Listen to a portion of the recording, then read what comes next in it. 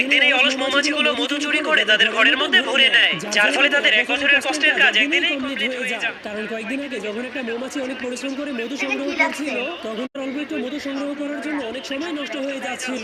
এরপর সে যখনই সেই মধুটুকু নিয়ে বাড়িতে যাচ্ছিল, তখন সে রাস্তায় একটা টেবিলের উপরে অনেকগুলো মধু দেখতে পায়।